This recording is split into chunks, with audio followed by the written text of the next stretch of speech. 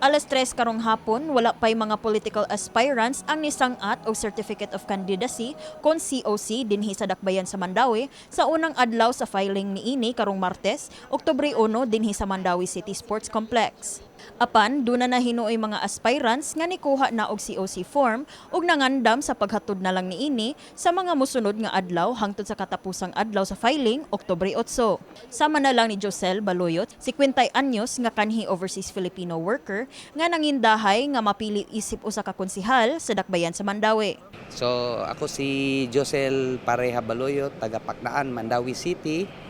Mudagan ko as a city councilor diri sa Mandaue. My purpose is kung unsay nabuhat sa mga existing gibuhat sa government karon sa naglingkod ato paging palindoton.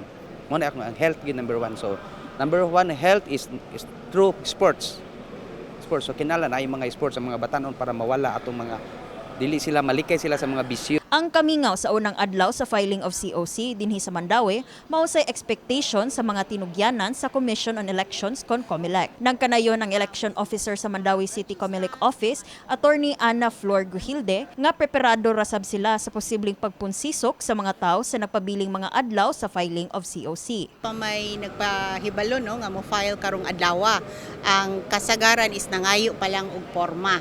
So among gi-anticipate basin mo file og COC kanang padung na towards the end sa ato ang schedule of filing. Kaya ang ato ang filing is October 1 to 8 a.m. to 5 p.m. Appeal na siya Sabado ug Domingo. Mibutyag sab si 𝗠𝘆𝗧𝗩 nga human nga nahimo ng balaod ni atong tuig 2019 ang Republic Act No. 11257 o ang pagbuwag na sa Mandaue gikan sa 6th Legislative District sa probinsya sa Cebu.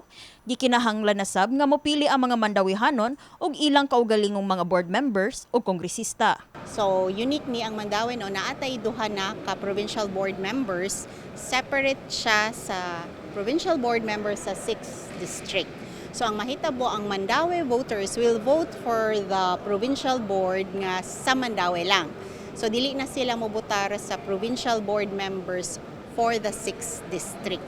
So ang mobotar na lang sa 6th district nga provincial board will be Consolacion and Cordova.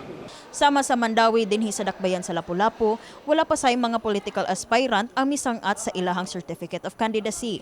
Mihangyo sab ang election officer sa Lapu-Lapu City COMELEC, Attorney Janet Lamban, nga unta dili magpaka-deadliner ang mga political aspirants o last minute na mosangat sa ilahang COC. Well, ang ako lang diha nga for the aspirants, please make yourself kanang dili bit magpa-deadliners. Please make sure that your COC is completely filed and notarized, as well as there is a documentary stamp. Otherwise, the office will not accept it. Kini si Elaiza Mae Penaranda, alang sa MyTV Cebu.